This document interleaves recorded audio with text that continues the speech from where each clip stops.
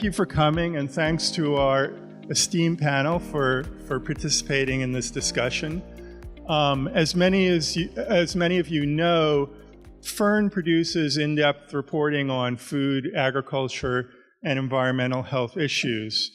And our aim with our stories, in fact, what we consider before we take on a story, is in what way will it stimulate a conversation, change the conversation, and maybe as well, hopefully, catalyze some positive change, in the broader food system. So that's how this panel really fits into the mission of our organization. I mean, we're obviously in an era when the Me Too movement and issues of race and equity are really at the heart of the national conversation. And so we thought it was really appropriate to bring these people together to launch this discussion. Navigating and moderating the panel tonight is Tracy Mcmillan.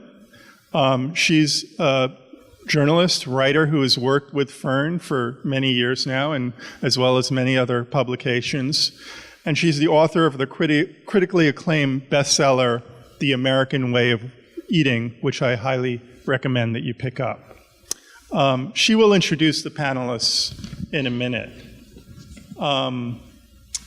And first, I hope you guys enjoyed the food, the hors d'oeuvres, and the drinks. And I want to thank our sponsors at Union Square Hospitality Group. And we got a quartet, or quintet, I guess, of women chefs who produce the hors d'oeuvres and are producing a meal later for those who are coming. And we want to thank them. We have Suzanne Cups from Untitled at the Whitney. These are all restaurants, which are fabulous, and I hope you go to. We have Lena Chardulo of Marta, Emily Brecky of North End Grill, Amanda Wilson of Union Square Cafe, and Linda Liu of Intersect by Lexus. These are all part of the Union Square group.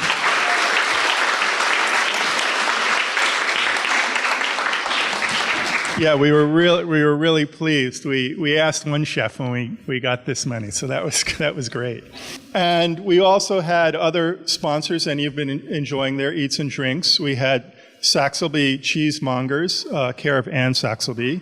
We had breads and crackers from Hot Bread Kitchen, Brooklyn Brewery, Treasury Cider, Arrow Farms, and one of their co-founders, Mark Oshina, is here. New York Distilling provided spirits, and we have Wagant Wines, an importer who supplied wines from women winemakers, which is kind of cool.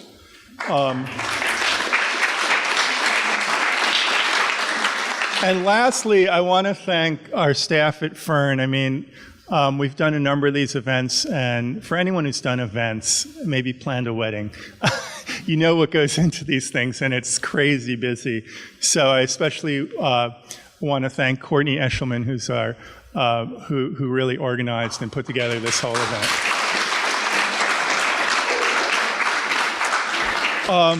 A couple of housekeeping notes. So we'll have about 10 minutes of questions at the end.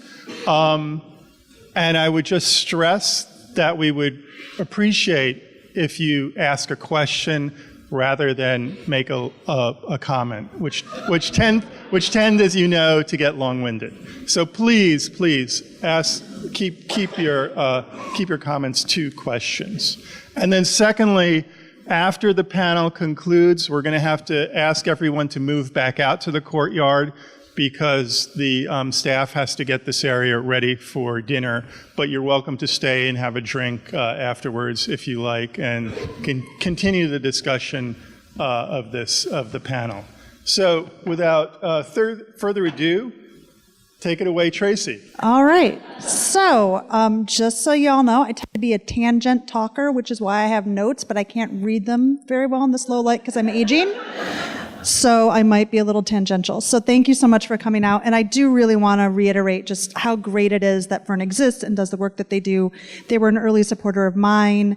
And I will say, as a younger female writer, it is really unusual to be talking to a bunch of like dudes with the money to help you sort of do work and never feel talked down to. And I've never felt that with Fern. And so I'm just super happy to be here and doing work for them. So we have this wonderful panel together, and I wanted to start us off a little bit situating how we came to be here talking about this, right? So just to set us up, right? On October 5th of last year, Jodi Kantor and Megan Twohey, two female reporters at the New York Times, broke the story that Harvey Weinstein had been paying off sexual accusers for decades. 5 days later, on the 10th, Ronan Farrow followed up with a Pulitzer Prize-winning piece on the same topic. On October 21st, that kind of news hit the food world with Brett Anderson's story in the Times-Picayune, right, reporting that 25 women had come forward with accusations of that town of New Orleans' beloved chef, John Besh. And shortly thereafter, on November 6th, our panelist Amanda Cohen, with the lovely white blouse over there, if you don't know who she is, wrote a really wonderful piece in Esquire that I would say is sort of a good example of lucid anger, called "I've worked in food for 20 years, now you finally care about female chefs." But as we all know, right, there was even more to come, even just for the food world. So on December December 11th, right, two female reporters at Eater's National Desk published an expose of Mario Batali, right, who had, I believe at the time, 4 women coming forward with accusations of inappropriate touching and harassment. The next day, Kim Severson and Julia Moskin at the Times reported the story that James Beard award-winning restaurateur Ken Friedman had a series of issues with harassment and workplace stuff, as well as, he was at the Spotted Pig. The 3rd floor of that restaurant had been colloquially known by staff as the rape room, and Mario Batali, who was a frequent visitor and an investor in the restaurant, was known as the Red Menace.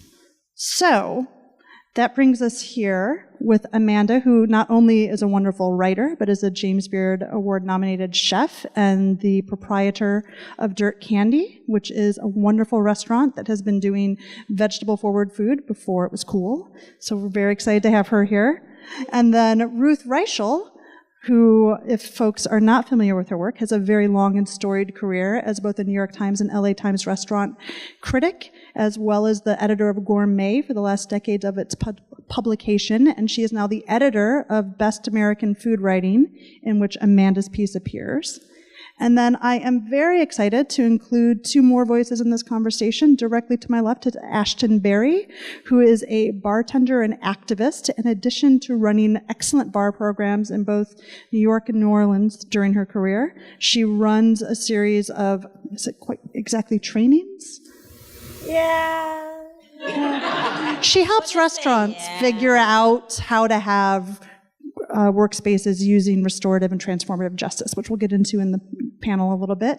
And then at the far left, we have Elena Mcmillan, who, along with her partner in crime, Sabrina Chen, right? Because I can't read, founded the supper club Jane's Beard, which focuses on making a space for LGBTQ diners and creating a great space for that. I think I've done good without my notes. So, in part because I work as a reporter, I really like hearing what people are thinking about stuff. And so I wanted to see if we could just start talking a little bit about what you each thought when these stories about men in the restaurant world started coming out, right? Was it a surprise? What did you think? Who were you mad at? Who did you want to blame in addition to the chefs, I would point out? And I wondered maybe, Ashton, if we could start with you. No, I wasn't surprised. As she said, I did work in New Orleans, so I feel like if you work in the hospitality community is a very tight and small community. So if someone is outwardly a predator, you generally know or have heard some type of rumor about it.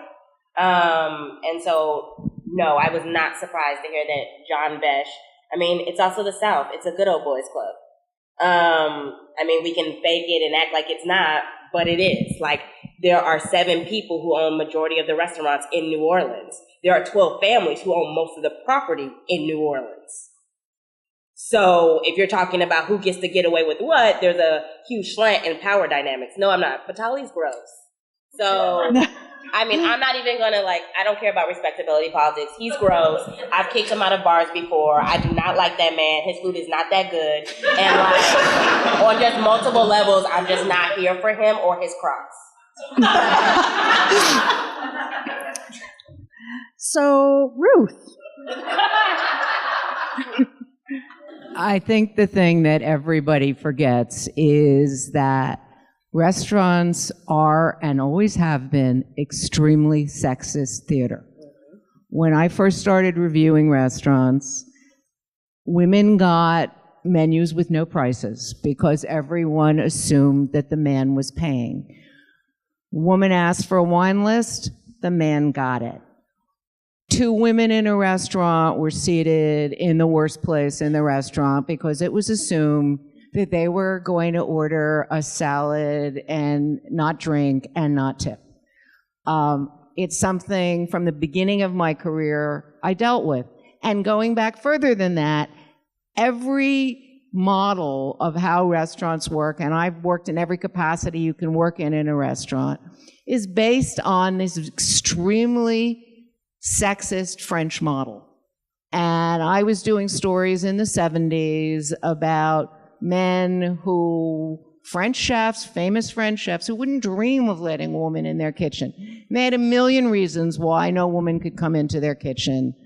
And stories about the early chefs, female chefs in America, and what they went through, which was horrendous. So this is a story that goes way back, and that in many ways we are all very complicit in. Mm-hmm. Yeah. Amanda, I wonder if you had any thoughts on this, and also particularly because you're someone who's actually running a kitchen right now, so I feel like that's a useful thing to bring in. Yeah, I don't really run a sexist kitchen. It's all women, and we're pretty nice. We're mostly women, and we're pretty nice to each other. But I will say that I was one, as soon as this all, I'll go back to how I felt about everything. But just sort of where we are, when this happened and everything came out, I took a step back and I was turned to my manager and I was like, oh, shit, Jackie, we better go through our policies and talk about what we could be liable for and what's going on and have we done anything wrong, because there was a lot about to come out. And we sat down and we were both like, we're fine. But we really did have a moment where we sort of reviewed what we had done. And I talk about this a lot with other chefs, in particular male chefs, and they're like, really? You did that? I was like, what is wrong with you? Like, if I'm doing that and I'm worried, you should be terrified. When everything started coming out, I was actually really surprised that we finally cared. That to me was the biggest moment in this, that 10 years ago this could have come out and not a single person would have cared. It just would have sort of been news for a day and it would have disappeared. And all of a sudden, here we are, and we actually care about it. We're talking about it, and we're talking about it months later and still trying to figure it out. And then my next sort of surprise was how bad it had gotten and how many people knew about it. And while, yes, I wasn't very surprised, I didn't know that friends of mine, colleagues of mine, had actually been in the room called the rape room and knew it was called the rape room and didn't say anything about it. And that, to me, was devastating. But on a positive note, I was surprised that sort of the people with the least amount of power in this industry, the servers, the hostesses, they actually stood up and said something, and they're the ones who brought these powerful men down in these cities, and that's pretty amazing. Mm-hmm. It's a little bit different than some of the actresses who, while they might not have as much power, they have a lot of money behind them, and they can fight this, and they have reporters coming to them for their story. But we had hostesses who were like, this person touched me, and I didn't like it, and now I'm saying something about it, and they still have jobs, and that is so different than it would have been. Yeah, totally. Elena, because you're running a supper club, you're a total foodie. What did you think about this when this stuff came out? So kind of my perspective is from that outside looking in, because I haven't worked in front of or back of house at a restaurant. And so I'd heard kind of rumors, even on kind of from that outside perspective of Mario Batali still, having moved to New York about 4 years ago, when all of the stories came out with John Besh I was shocked because I didn't know. I was disgusted with Mario Batali, disgusted with, everything that was happening with the spotted pig and the rape room. It was absolutely appalling. It was completely upsetting. Right. And I liked what you were saying, Amanda, about how it's sort of shocking that all of a sudden we care. Because I've done reporting on sort of sexual assault and harassment in kitchens. And one of the things that I think is easy to sort of think, well, it's a problem everywhere. And sure, restaurants have it. But I mean, sexual harassment from restaurants makes up 37% of the harassment complaints that get filed with the EEOC. So those are the ones where people actually say something and go file with a government agency. So I'm wondering why do you guys think we didn't talk about it before? I mean, what all of a sudden made it worth being mad about? Because I also have felt like this in my writing, right? Because I've written about sort of a sexual assault incident I had, working at an Applebee's, and it just sort of a story came out about it, and it just went blip, and it floated away, right? But now it's a big deal. Well, I mean, why we care about it now is Harvey Weinstein. Really, thank goodness he went down. Everybody cares now. It was such a big story. You just couldn't ignore it. And sort of the number of people he affected with it and all the stories that came out after that, it was oh yeah, now we all have our own stories and we all care about it. That's why. Why we didn't? Because we just didn't care. It just didn't seem important. Women are second-class citizens. We know that. So why would we care about? I think it's Can I just say, I think it will really change. So I was a cocktail waitress all through college. I wore a skirt that barely covered my crotch and a blouse cut down to here. And when I start seeing women who are not being dressed like that in cocktail bars, I will think that there is really a difference. The thing is that we still expect, women servers to be sort of sexual objects, and we accept that, and we've got to stop it. I think a lot of times when we have these conversations, as someone who has also worked in the arts world, which is also highly predatory, and I'm interested to see if the Me Too movement moves into that sector, right? Because if you want to talk about complicity in spaces where everybody knows people are predators and not say anything, the arts world is definitely and publishing is definitely one of those worlds. And so what I don't like to do is talk about this thing where it sounds like hospitality industry is more susceptible to this than others. I think the thing that we are missing about this is that the abuse comes two-pronged, right? It's an internal thing and it's also an external thing, right? And I think that's what makes it different, and everything is adjacent to financial abuse. Because everything in the hospitality is whittled down to a transaction that is transparent between the person buying it and the person getting it. And I think that is the crux of the problem. And when we start having conversations that are one, I just want to say, as someone who's young, if someone is comfortable showing parts of their body, because I believe that women have the right to have the agency over their body, then I believe that they have that right to think. The issue is when we have two paradigms that are binary that say either or. Either you can wear a tie and you can be completely covered up because that's the only way we can respect women, or you have to be loose and everything has to be cut and short because we need you to look feminine. That's the issue. The issue is that the idea of what a woman is monolith, right? We are not accepting full spectrums of human beings. And if you want to talk about why people didn't say anything before, I think financial abuse, I think a lot of women aren't being honest about the fact that they played into the boys' club. They wanted to get ahead, they wanted the buy-in, they wanted to be successful, and they bought in. And I'm not blaming anybody about that. But if we're going to have a transparent conversation about why we're here, there is as many women who are perpetrated abuse in their spaces, and we could talk about April's Bloomfield, because you are not going to tell me you did not know your partner in business, which is damn near like your husband, was out here doing things. You are not going to tell me you didn't hear a rumor. You're not going to tell me that you just minded your business in the kitchen. And that's the thing. When women stop being me, find me, and start being a sorority for other women, we will hear more of these cases, and they will stop becoming a trend, and it will become something that is a consistent act that we be humanist and not womanist.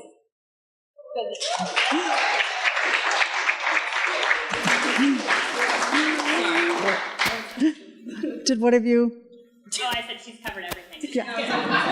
Right. There's like, well, I will say one thing that I've sort of dealt with in my writing is sort of coming to terms with this compulsion to sort of buy into the boys club, because I know that when I was doing restaurant work for my book reporting, I was sort of like, oh, I've read Kitchen Confidential, I've read Heat by Buford about Batali, right, which was always creepy, but you sort of glossed over it because there was no traction. Everybody sort of dismissed you for being prudish and like lame. So you're like, oh, and I totally talked myself into being like, oh, I'm going to do this boys club. I can take it. Like, I'm fine. And it really backfired, right? Because when you have a kitchen that is full of sexual harassment, you can't tell. For me, I was like, the problem is you can't tell who's actually dangerous and who's just like playing with their boundaries, right? And that's why it's not okay. And also, right, normally you wouldn't let in a white collar room, like at a maybe at a publishing office, but I don't have a staff job, so I don't know. But it would be really unusual for me in an office for a man to walk over to me that I worked with and say, oh, you can't bend over in front of me like that because I can't help myself, right? We would know that's not right. No?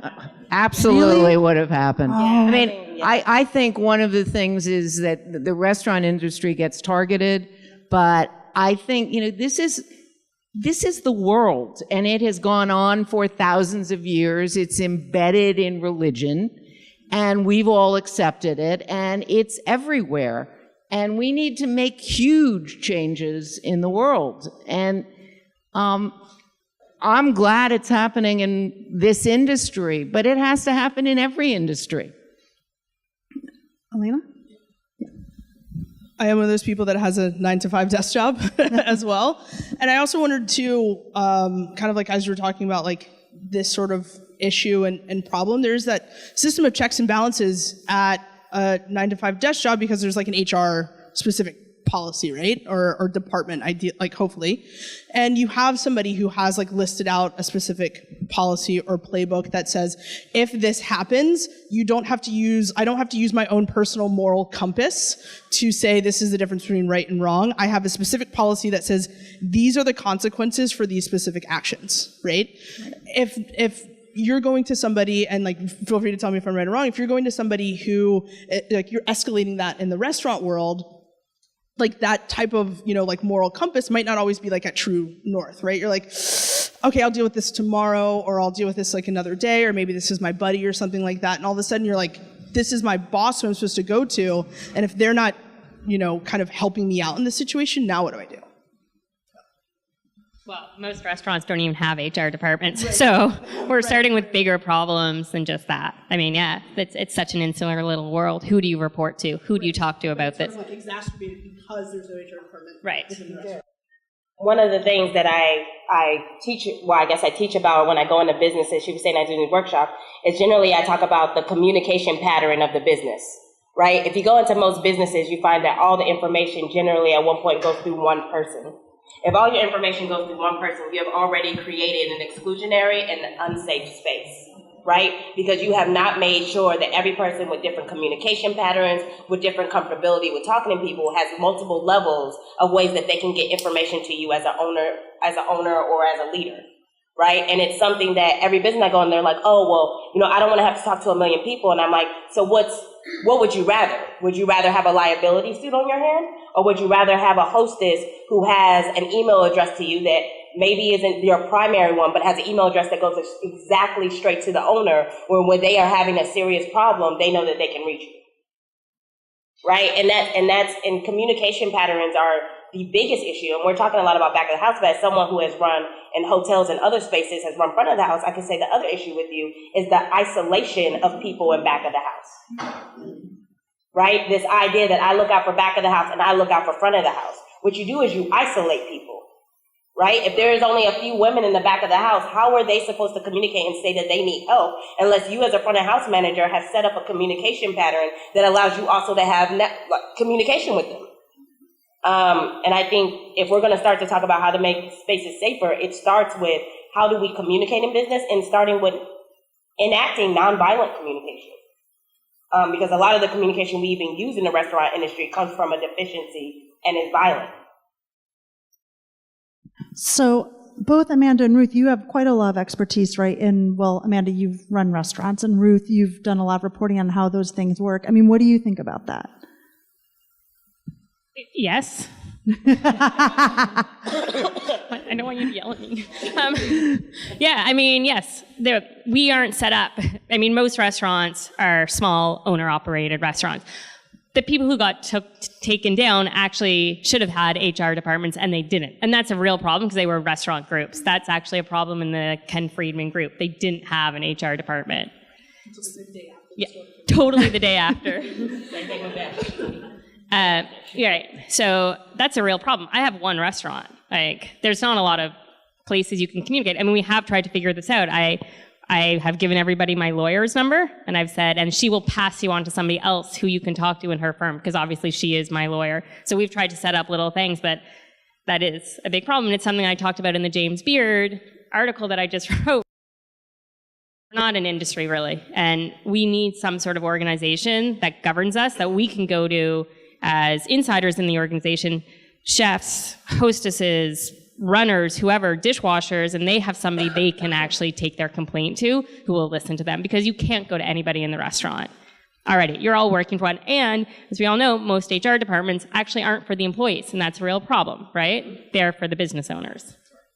And I mean, the truth is that most restaurants start small, grow. There aren't business people. No sensible person goes into the restaurant business. I mean, it's not how you make a lot of money. You're right. And so, they sort of like burgeon without dealing with it, and they start with a kind of sexist pattern to begin with, and it never gets taken care of in any way. Right, because there's no external pressure. Part of what's wonderful about this whole movement that's starting is that I think chefs they look at this moment and they suddenly realize that they can't just think of themselves as artists who cook food. They have to start thinking of themselves as business people, which they have never done. Yeah. I mean, it is not part of the industry. Yeah. And just to add to that, so I used to have a very small Dirt Candy. It was 18 seats, and I had like 4 employees. And then we moved to a much bigger Dirt Candy, which at some point had sort of over 30, and I ended up getting an employee handbook, mostly because I didn't have tipping, and I was terrified I was going to get sued, so I had to do this. So I spent a lot of money on this handbook, and I would sat down with my labor lawyer, and he's like, so tell me some of your policies you had at Dirt Candy. And it's like, oh, policies, that's a really good word. I'm going to mull over that word for a while. And then I was like, well, we kind of did this, and then I started listing this like whole long sort of list of things that we did, and he was like, oh my God, you have to stop. I'm going to sue you right now. And I'm your lawyer. Like, you just don't know everything that can go wrong. The labor laws are incredibly, incredibly complicated. And unless you are taught them, you screw everything up. Can I say, it's not just restaurants. I mean, when I went to Gourmet, I was a writer. What did I know about running a business? I had 65 or 70 people working for me. Nobody ever gave me a management class. Nobody ever told me, how to deal with anything. It's one of the problems in many arty industries that management is you sort of grope your way through it. I hope I was a good manager, but it's an interesting word choice. It's so true. I was such an awful manager because all I had ever had was horrible managers. And I remember the day I woke up and I was like, why does this feel so awful? Why does it feel so punitive? And I had to start thinking about the ways in which I was a part of the problem, honestly. And I think a lot of people just have too much ego. They don't want to hear that they're part of the problem. One of the biggest issues I have when I consult with owners is they don't want to hear that the reason your staff doesn't talk to you is because you aren't someone easy to talk to. It's, no one gives you a management book, but I think that the other issue in the hospitality industry is this idea that whatever your personal problems, leave them at the door. We don't allow people to be full human beings with a spectrum of emotions, right? Like, I want my staff member who is not feeling well to come in and not just tell me that they're feeling well, but I don't want them to lie and tell me they have the flu if they're emotionally not there. I want them to be honest about that so that we can have check-in points and that I don't get a call, because there's another big issue in our industry, which is mental health.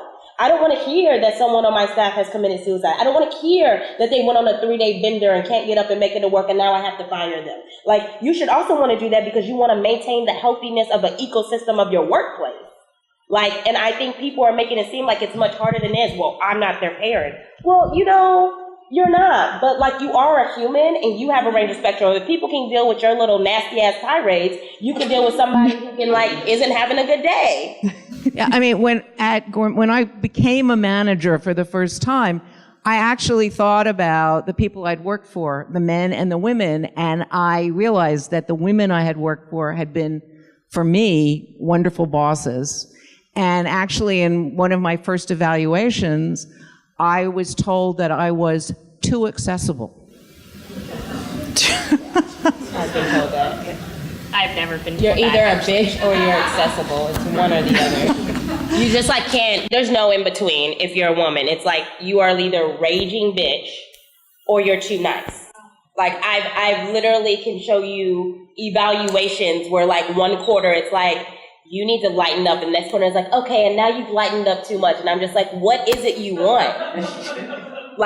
Do you want me to be bipolar? At the end of the day, we can only do so much, which also goes back to why leadership needs to stop being this one person thing. It needs to kind of spread out in layers as a community thing. Everybody can be a leader, and if you kind of cultivate that, you're not putting all the pressure on one person to be 5 different people in one. It's you're dissecting someone in a way that A, is exhausting, and B, they're never going to be successful at it.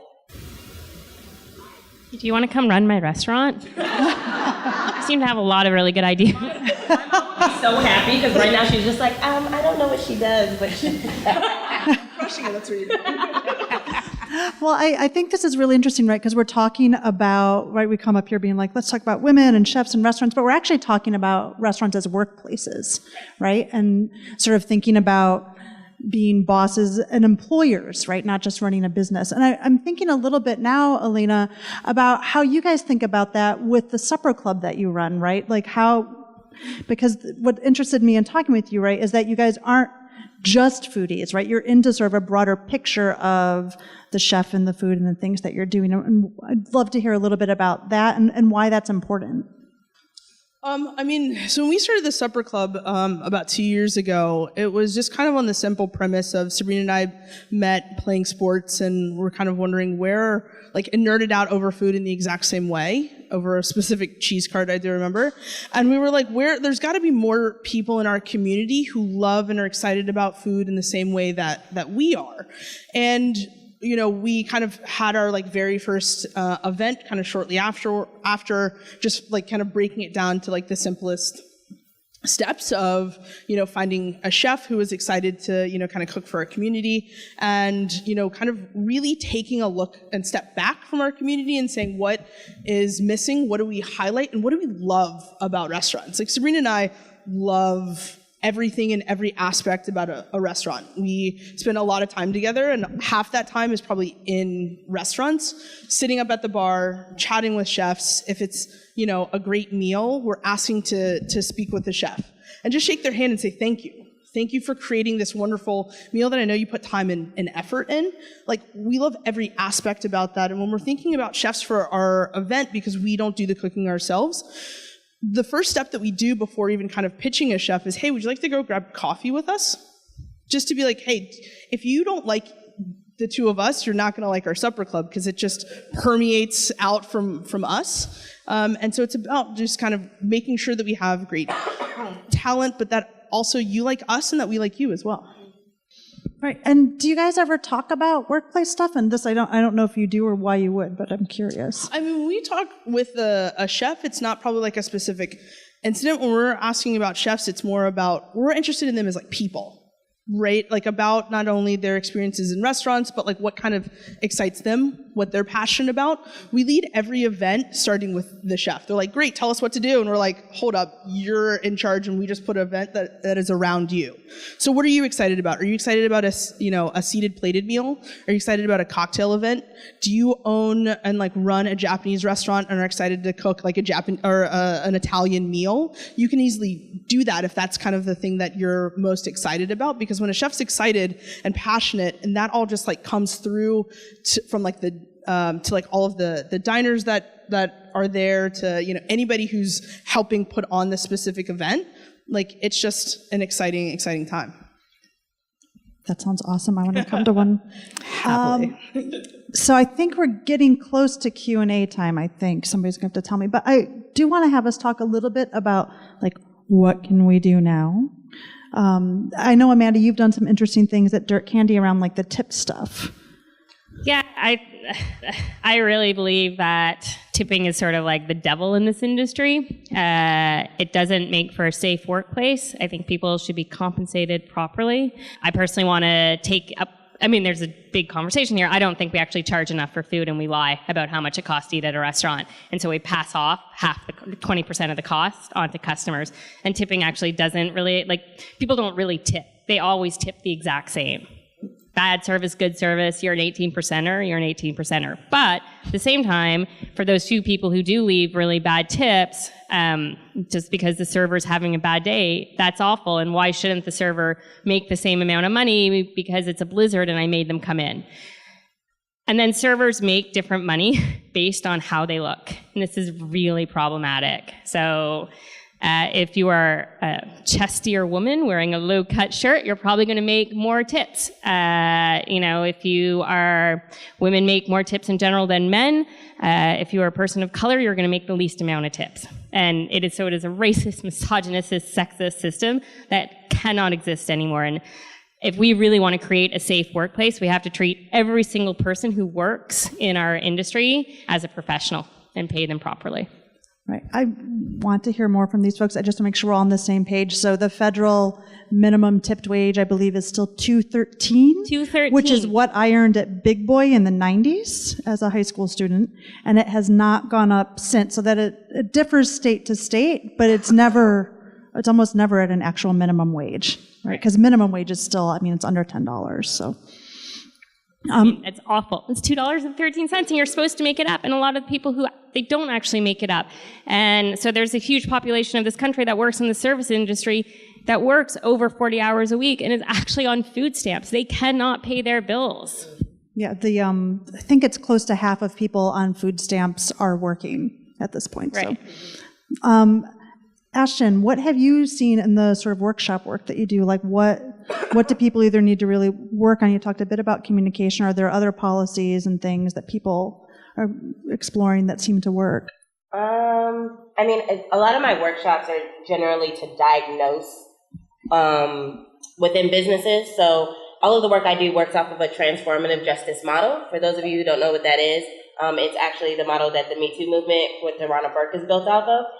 It's the idea that the perpetrator, the survivor, the perpetrator, and the community all have a voice in systems of abuse, right? So if someone abuses someone, the survivor is talked to first because it's about their healing, but then the perpetrator is talked to, and then the community is talked to. Then a plan is instituted of how, basically, if it is possible for that person to redeem themselves in the community, and what those explicit steps are going to have to be for them to be accepted within the community going further. And then everything else is kind of corralled around how do we get the survivor healing. So I work on a basis, and I tell every owner this, that we believe survivors, point blank period.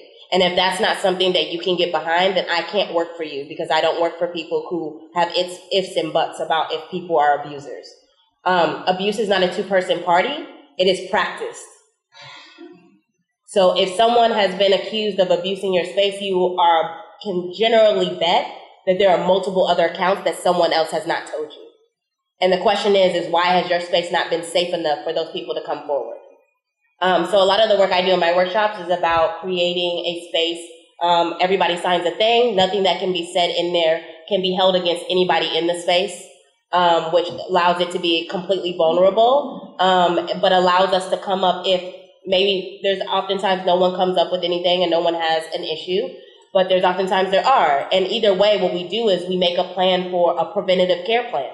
We shouldn't be waiting for abuse to happen to try to react to it. We should be trying to obstruct it before it happens. Every business should have an anti-abuse clause. If you do not have an anti-abuse clause, you are waiting for if and when abuse happens in your space. And yeah, that's before I teach a seminar. That is what I do. Okay, we should probably move to Q&A, but Ruth or Elena, do you have anything you wanted to add on? I mean, I would just say that in the end, it's economics. And the thing that, I mean, you're worried about servers. I'm much more worried about the people in the back of the house, the dishwashers, I'm worried about all of them. And the people who are picking the food. I mean, ultimately, the entire American food system runs on the back of undocumented workers. And we can talk till the cows come home about this issue, but the truth is, until we fix that, we aren't going to fix anything else. There's an amazing piece Ryan Lizza did in Esquire about the dairy industry that it is just, it's all laid out right there, and that is the problem in America today. And we're not going to fix anything till we fix that. On that bright note, we'll move to Q&A. So, okay. And I'll just pass mine around. Who's got questions? Thank you so much. It's been a fascinating conversation. As someone who, I work in food media, I just want to be transparent about that. But outside of that, just of course have a vested interest in food, but don't work in the restaurant industry per se, back of house. What can we do to kind of help bring this message of inclusion and equity forward?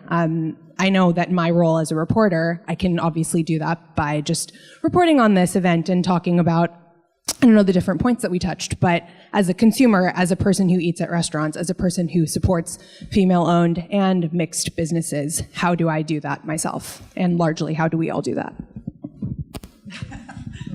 Stop reporting about the same restaurants.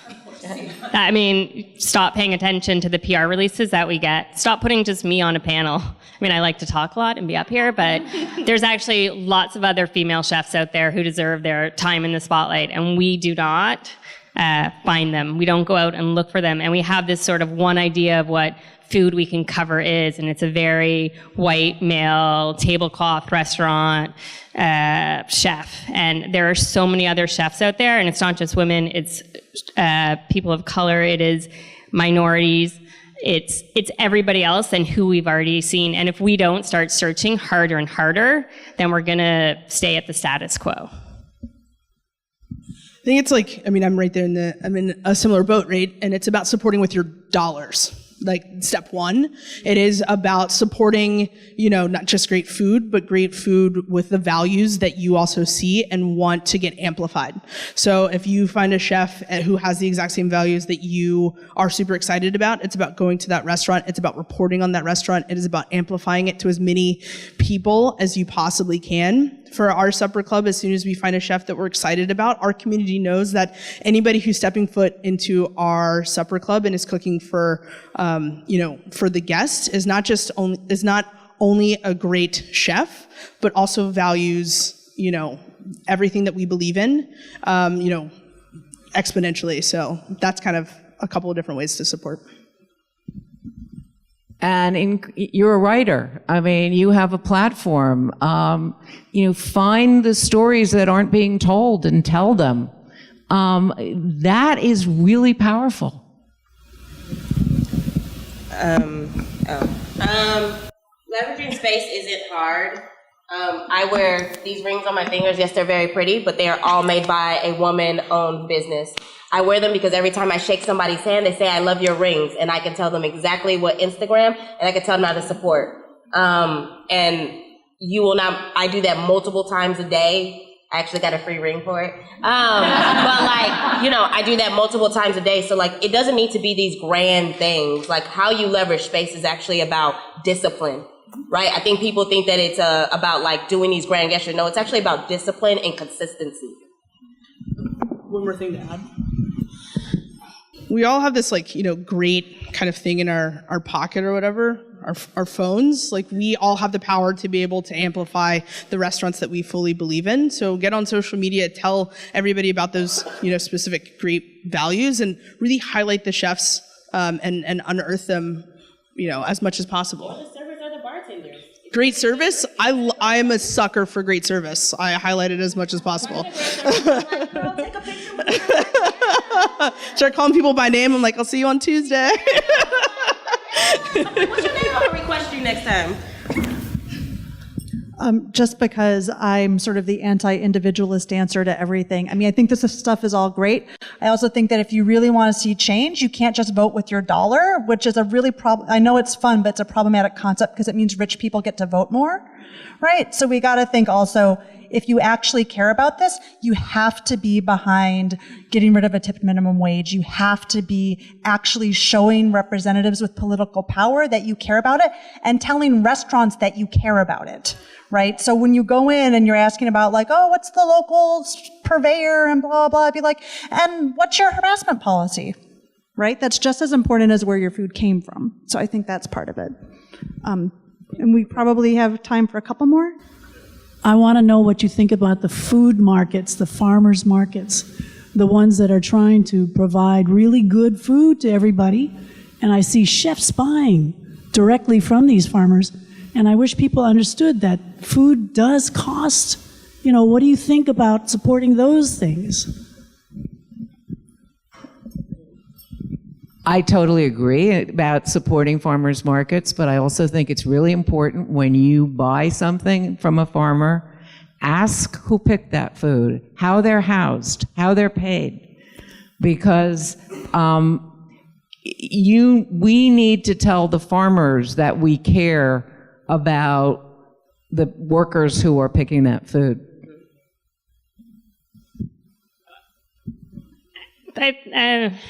This is a tough one. Farmers markets are amazing. I totally support them. I hope more people go and support them. They're very elitist. It's hard to get to them. Most people don't, like for me, I support vegetables. Woo. That's my restaurant. Most people don't eat vegetables. And so for me, it's more important to get people actually into the vegetable aisle of any kind of market than just into the farmer's market. And the statistics of how people eat vegetables and how much they eat is so unbelievably depressing that the idea that somebody can, we've caused this problem where chefs have become these celebrities, and so they do talk about going to the farmer's market and they buy their very specialty like heirloom tomato, and then they write recipes for it, and then a cook at home is like, I can't find that sticky back black bush tomato. I just have like regular tomatoes. I'm not even going to eat my tomato. I'm going to let it rot in my fridge. Whereas I'm Canadian, but Canadian and Americans, we need people to eat more vegetables, and it's a dying industry. I will go and say, for anybody who doesn't think that they're related, farmer markets are incredibly elitist. As someone who grew up on the south side of Chicago and now lives in New Orleans, farmer markets do market themselves towards white, upper middle class people, even in cities, even in spaces that are predominantly black. And I find that incredibly problematic from a space that most of the people picking your fruit and vegetables are brown, and most of the people who are in your area are brown. And so if I have any gripe, and I shop at the farmer's market, but this is my biggest gripe, is about the fact that I see in New Orleans, all these young hipsters starting these community gardens in spaces that they're gentrifying, but you don't even speak to your neighbor, right? You don't even talk to the little brown kid that's riding his bike who is like grown up and his family's lived there 5 generations. If farmers markets want to be more successful, they need to be built in community. Like, that's how I feel about it. Farmers markets should be for communities. And I think Detroit is an example of that, of a city who has really made sure of that. But I see a lot across the whole country. I'm seeing a lot of gardens, or I'm seeing a lot of farmers markets that are not based in community, and they're based off the selling to a very specific clientele. So you want to sell more? Be inclusive to all people, and that means hiring all people. That's labor right there. Why not hire the 10, 15-year-old kid who can work your cashier? You could probably pay them in groceries, and they'd be so thankful. I'm laughing because I think you're so right. Farmers markets are so problematic, and we celebrate them as the be-all, end-all of the food world, and they're not. Yeah, and for me, I'm just like, it makes me incredibly sad when I see all these people and they set up this farmer's market and it's beautiful, and they don't even realize they're in a food desert. Like, they don't even have a context that, like, your farmer's market is in the middle of a food desert, and because it's centered in a place that's easy for white people to get to, you've made all these sales, but you haven't connected to the community who is literally starving around you.